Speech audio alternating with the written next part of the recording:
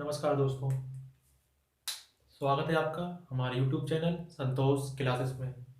आज हम number system के सेकेंड पार्ट को सॉल्व करेंगे। तो इससे पहले अगर आपने अभी तक चैनल को सब्सक्राइब नहीं किया है तो सब्सक्राइब जरूर करें तथा अपने दोस्तों के साथ शेयर जरूर करें। सब्सक्राइब जरूर करें दोस्तों। तो आइए देखते हैं नंबर सिस्टम के सेकेंड पार्ट में क्या है। आज हम देखते हैं विभाज्यता का नियम, मतलब किस संख्या से किस संख्या में भाग जा सकता है। तो आइए देखते हैं। जिस संख्या के लास्ट में, ध्यान दीजिए दोस्तों, जिस संख्या के लास्ट में 0, 2, 4 या कोई भी सम संख्या हो तो वह 2 से विभाजित हो जाएगी। याद रखिए दोस्तों, जिस संख्या के लास्ट में कोई भी सम संख्या हो तो वह संख्या 2 से विभाजित हो जाएगी। जैसे कि कोई भी संख्या मान लेते हैं, हम से मानते हैं 234, लास्ट में 4 एक सम संख्या है तो हम 234 में 2 का भाग देंगे तो ये चला चला जाएगा। जैसे 2 का भाग देंगे हम 234 में तो 2 एकम 2, 2 एकम 2, हासिले 14, 2 सत्ते 14 यानी 117 आएगा। ठीक है, नेक्स्ट देखते हैं। नेक्स्ट है हमारा, यदि सभी संख्याओं का योग 3 से कटे, यदि सभी संख्याओं का योग 3 से कटे तो वह 3 से विभाजित होगी। याद रखिए दोस्तों, सभी संख्याओं का योग यदि 3 से कटता है तो वह संख्या 3 से विभाजित होगी। जैसे मान लिया संख्या है हमारी 432, ठीक है, 432, तो इन संख्याओं का योग देखिए 4, 3, 7, 2, 9, 9 हो रहा है, 9 3 से पूरा पूरा कट रहा है तो यह संख्या 3 से विभाजित होगी। हम भाग देकर देखते हैं कि 3 से भाग जा रहा है कि नहीं जा रहा है।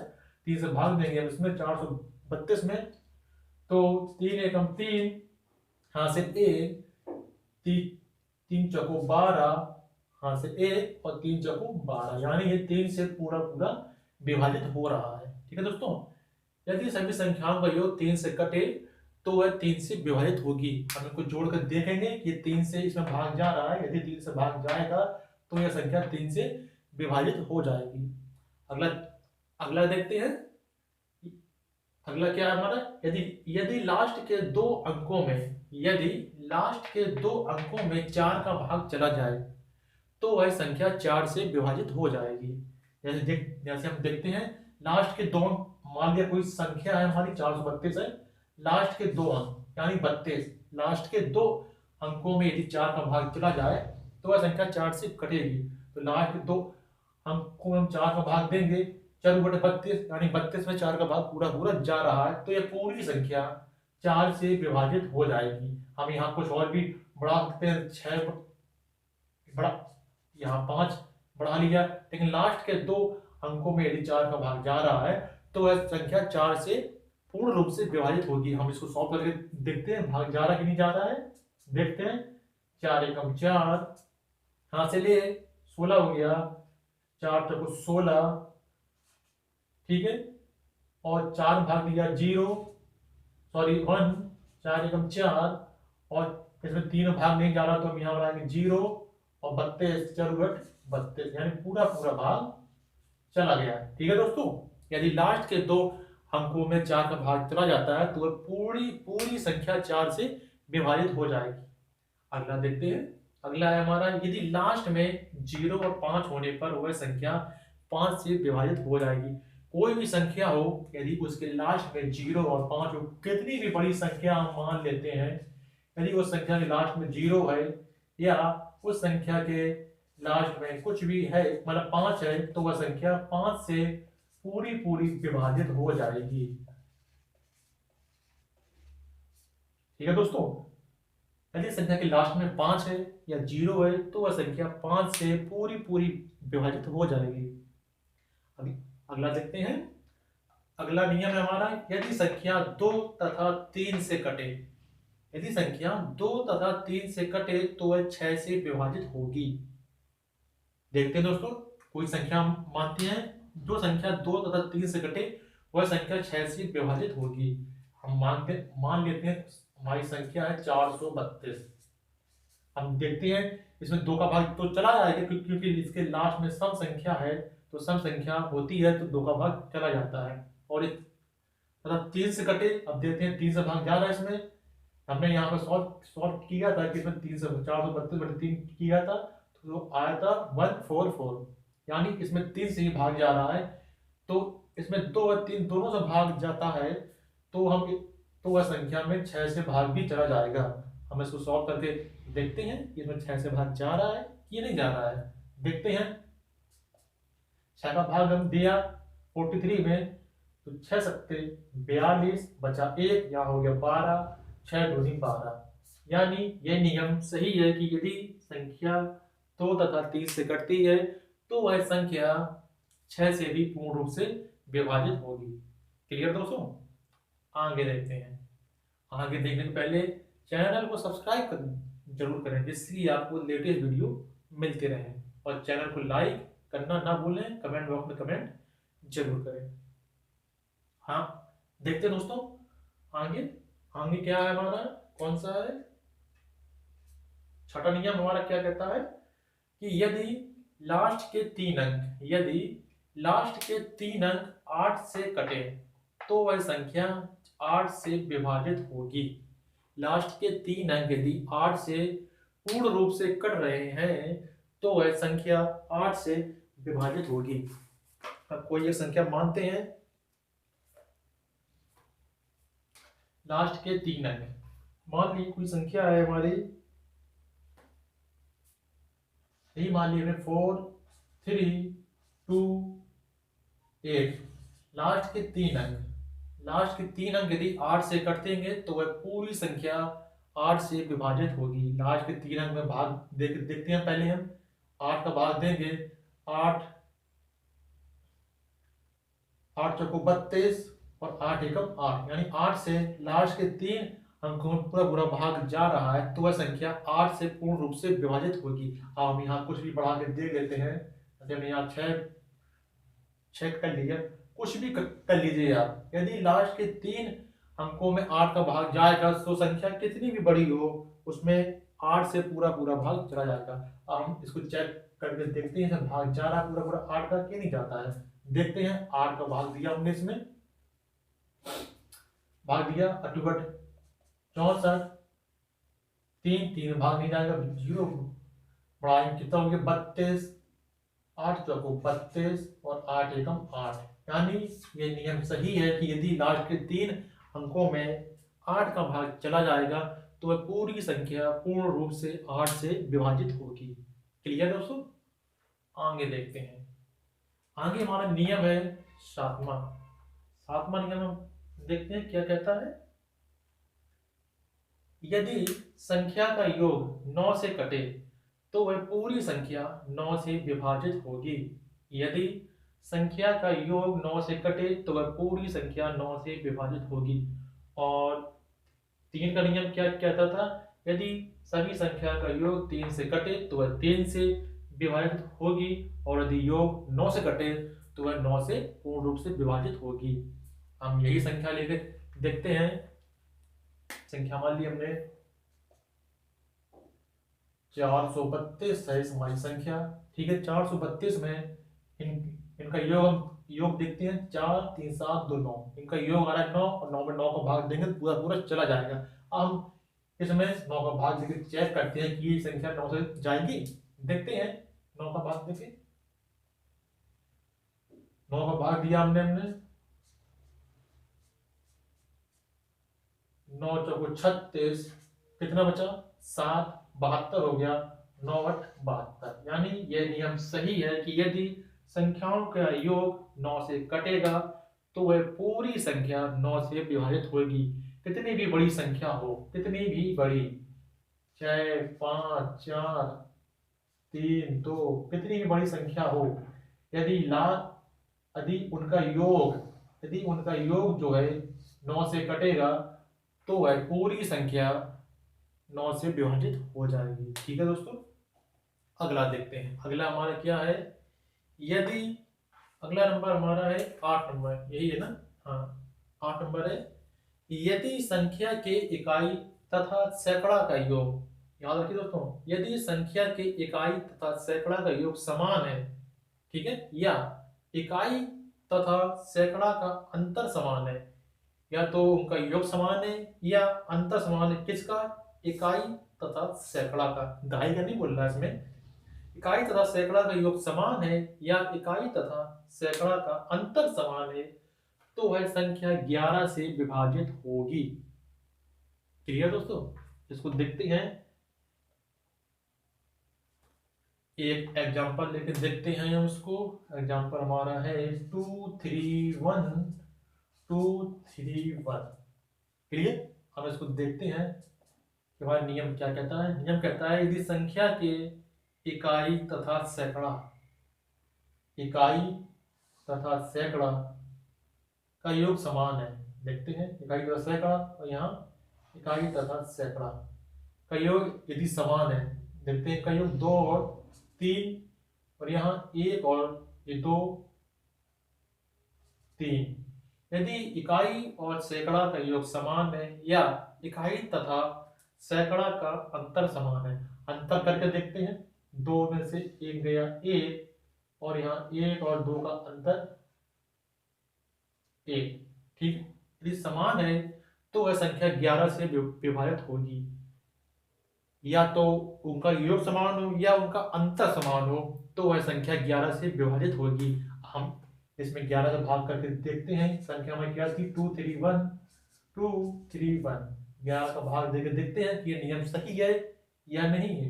देखते हैं, 11 का भाग दिया हमने, भाग दिया 11 दूनी 22, कितना बचा? 1। कितना हो गया? 11। 11 एकम 11, ऐसे भाग नहीं गया, 0 बढ़ाया 23, 23 हो गया। 11 दूनी 22, कितना बचा? 1। 11 हो गया, 11 एकम 11। यानी यह नियम बिल्कुल सही काम करता है हमारा कि यदि इकाई और सैकड़ा का योग समान है या इकाई तथा सैकड़ा का अंतर समान है तो वह संख्या पूर्ण रूप से 11 से विभाजित हो जाएगी। ठीक है दोस्तों? आगे देखते हैं, आगे हमारा नियम कौन सा है? 9वां नियम है।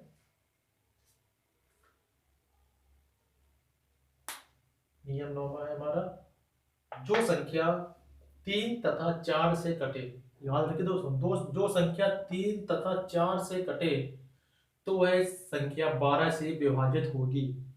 तो इसके लिए आपको पहले तो 3 तथा 4 का नियम पता होना चाहिए, उसके बाद वो 12 से विभाजित होगी। तो 3 तथा 4 का नियम क्या कहता है हमारा कि यदि संख्याओं का योग 3 से कटे तो वह 3 से विभाजित होगी। और 4 का नियम हमारा क्या कहता है, यदि दो अंकों में, यदि लास्ट के 2 अंकों में 4 का भाग चला जाए, लास्ट के 2 अंकों में 4 का भाग चला जाए तो वह संख्या 4 से विभाजित होगी। तथा जो जिस संख्या में 3 तथा 4 दोनों का ही भाग चला जाए तो वह संख्या 12 से विभाजित होगी। हम देखते हैं ये एग्जाम्पल लेके। कोई एग्जाम्पल लिया हमने, एग्जाम्पल हमने लिया ये वाला 432 ही ले लेते हैं। 432 देख, इसमें देखो 3 का भाग जा रहा है, 3 का भाग 4, 3, 7, 2, 9, यानी संख्याओं का योग 3 से कट रहा है तो यह संख्या 3 से भी विभाजित होगी। अब 4 का नियम क्या कहता था कि लास्ट के 2 अंकों में यदि 4 का भाग चला जाएगा तो वह संख्या पूरी 4 से विभाजित होगी। अब ये संख्या 3 और 4 दोनों से भाग जा रहा है तो नियम कहता है कि यदि संख्या में 3 तथा 4 से भाग चला जाए तो वह संख्या 12 से भी जाएगी। हम इसको चेक करते हैं ये 12 से जाएगी या नहीं जाएगी। देखते हैं 12 से भाग देकर ना, 12 यानी 36, कितना बचा? 7, 72, 12 छंग 72। यानी ये नियम बिल्कुल सही है कि यदि संख्या 3 तथा 4 से विभाजित है तो वह संख्या 12 से भी पूर्ण रूप से विभाजित होगी। ठीक है दोस्तों? आगे देखते हैं, आगे क्या है हमारा नियम नंबर 10। नियम 10 है हमारा, चैनल को सब्सक्राइब जरूर करें दोस्तों, इससे ना वीडियो बनाने वाले को मोटिवेशन मिलता है। तथा आप वीडियो को लाइक जरूर करें तथा कमेंट बॉक्स में कमेंट करें। यदि आपको अच्छा लगे तो अपने दोस्तों के साथ शेयर जरूर करें।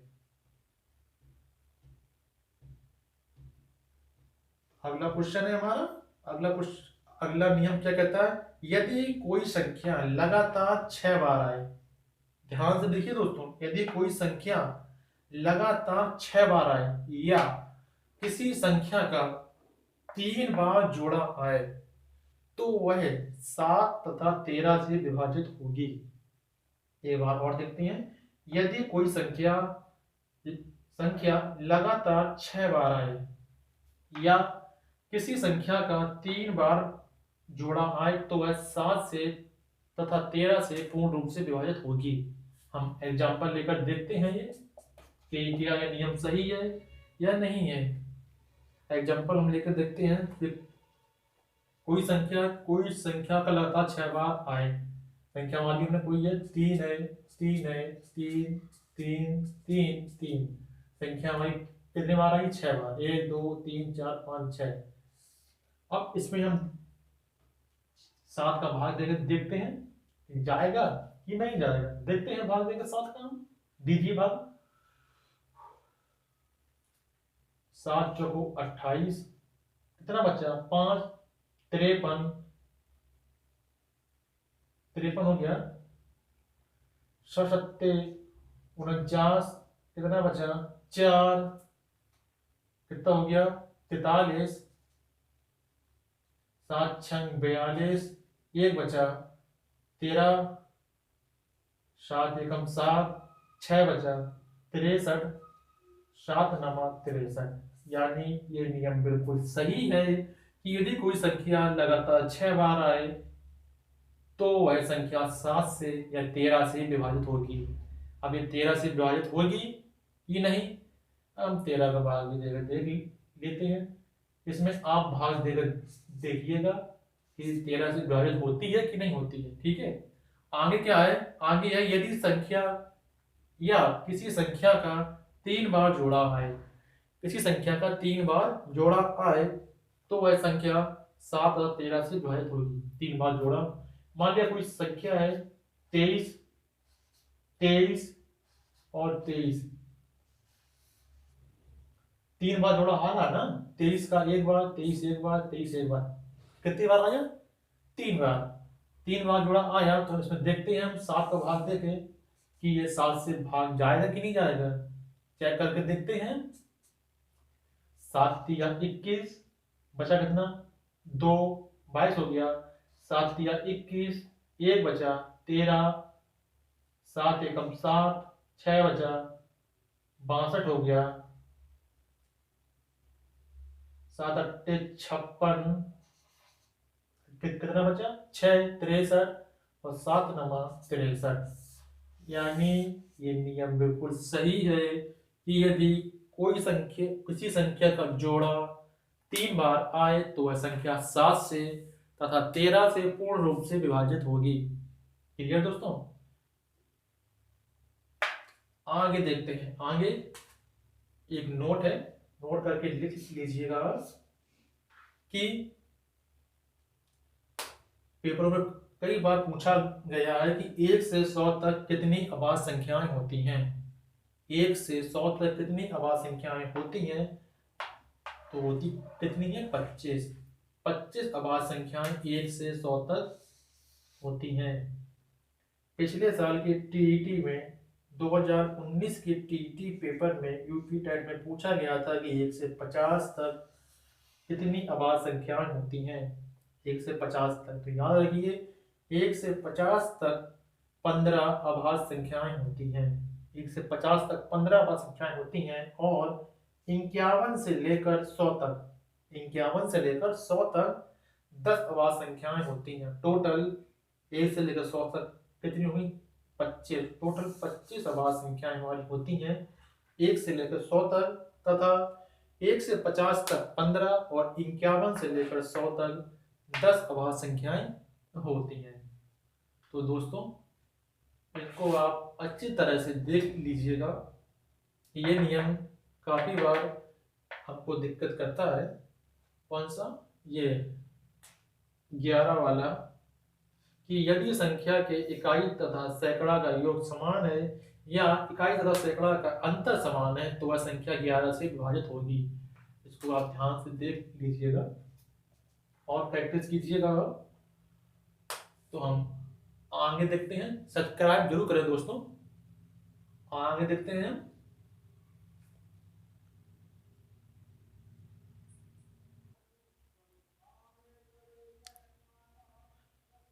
हाँ तो दोस्तों आगे देखते हैं कि नंबर सिस्टम में और कहाँ कहाँ से प्रश्न पूछे जाते हैं।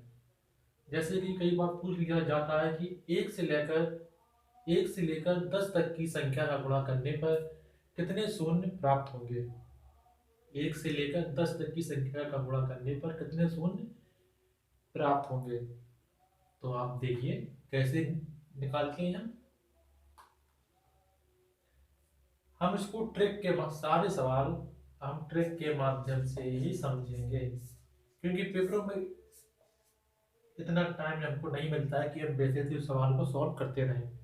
देखते हैं एक से लेकर 10 तक की संख्या गुणा करने पर कितने शून्य प्राप्त होंगे। देखते हैं संख्याएं कितनी है 10 तक, यानी 10 नीचे लिखा 5, 10 में 5 का भाग दिया, कितने बार गया 2 बार, यानी एक से लेकर 10 तक की संख्या का गुणा करने पर हमको 2 शून्य प्राप्त होंगे। यही आपका आंसर हो जाएगा। समझ में आया।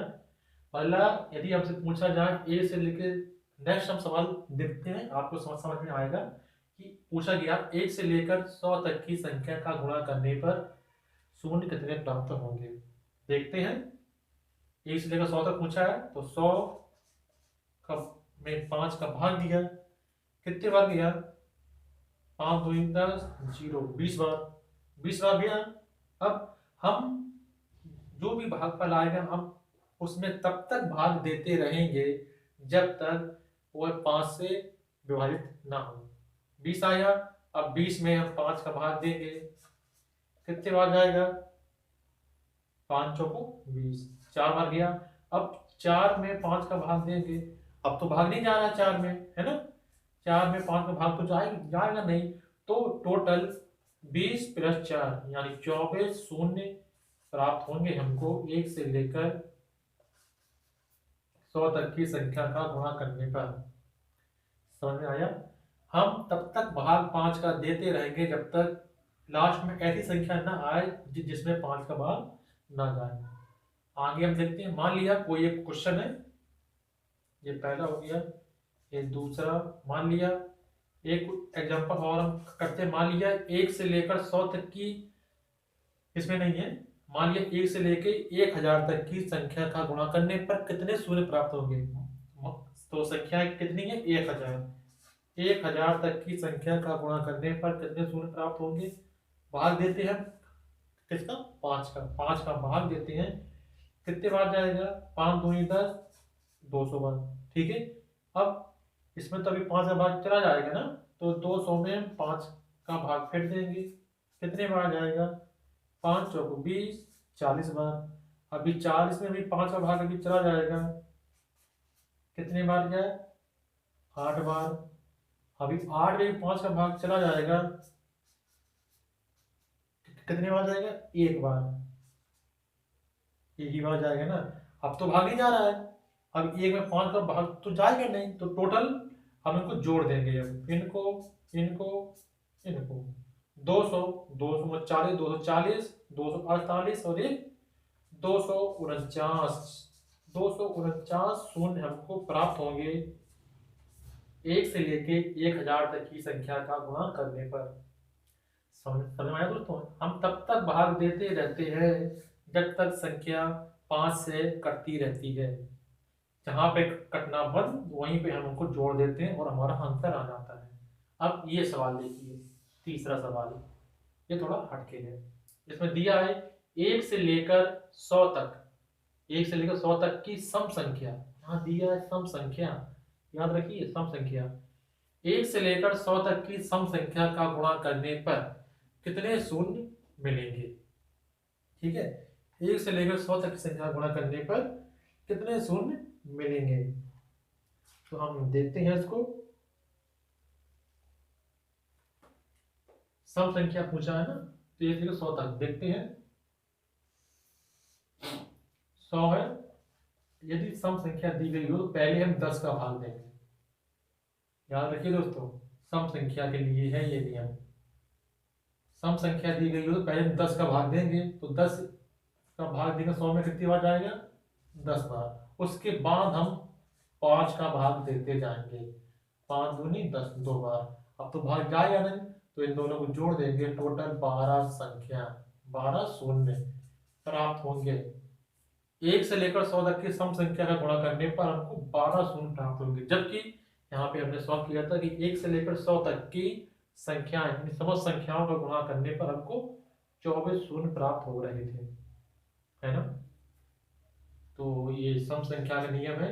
ऐसे हम एक क्वेश्चन और लेकर देखते हैं। मान लीजिए कोई क्वेश्चन लेकर देखते हैं कि मान लिया हम 1000 तक की सम संख्या का गुणा करने पर हमको कितने शून्य प्राप्त होंगे। तो 1000 पहले हम 10 का भाग देंगे, कितने बार जाएगा? 10 एकम 10, कितनी बार? 100 बार। अब हम जो आएगा उसमें अब हम 5 का ही भाग देते जाएंगे, 5 दूनी 10, 0, 20 आया, 20 में फिर से हम 5 का भाग देंगे, 5 चौको 20। यानी हमें सब संख्या में केवल एक बार ही 10 का भाग देना है, बाकी जो भी संख्या आएंगी उसमें सब में 5 का भाग देते जाना है। तो हम इनको जोड़ेंगे, 100, 120 और 4, 124। 124 शून्य प्राप्त होंगे 1 से लेके 1000 तक की संख्या का गुणा करने पर। ठीक है दोस्तों, और यहाँ पे हमने एक से लेके 1000 तक की संख्या का गुणा किया था, तो हमें 249 शून्य प्राप्त हो रहे थे। क्लियर?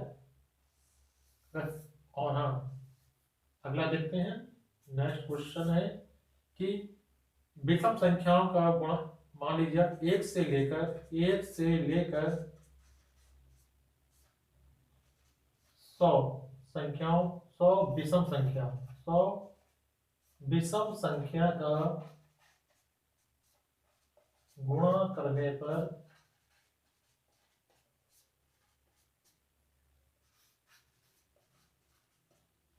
कितने शून्य प्राप्त होंगे? शून्य प्राप्त होंगे। तो कीजिए गुणा, कितने शून्य प्राप्त होंगे दोस्तों, बताएंगे? 0, 0, क्योंकि विषम संख्या का गुणा करने पर कभी भी शून्य प्राप्त नहीं होता है। आप चाहें तो ट्राई करके देख सकते हैं। मान लीजिए कोई भी विषम संख्या है, 1, 1, 3 है, करें गुणा 3 आएगा। कोई बड़ी संख्या मान लीजिए, कोई विषम संख्या बड़ी मान लीजिए 17, और एक विषम संख्या मान लीजिए 9, गुणा कीजिए, कितना आएगा? 153।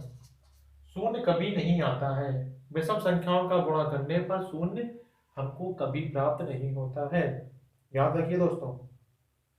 तो 1 से लेकर 100 तक ये आपको नियम आ गया।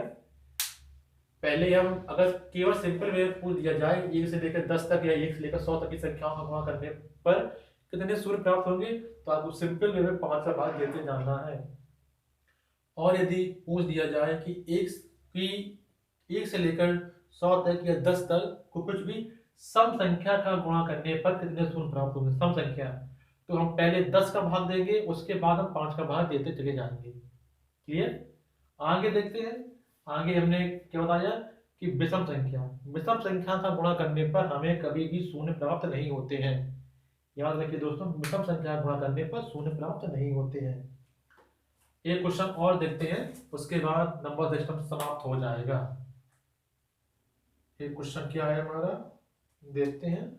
थोड़ा व्हाइट बोर्ड साफ कर ले, तो साफ करने में बहुत टाइम लग जाता है, थोड़ा ही साफ करेंगे।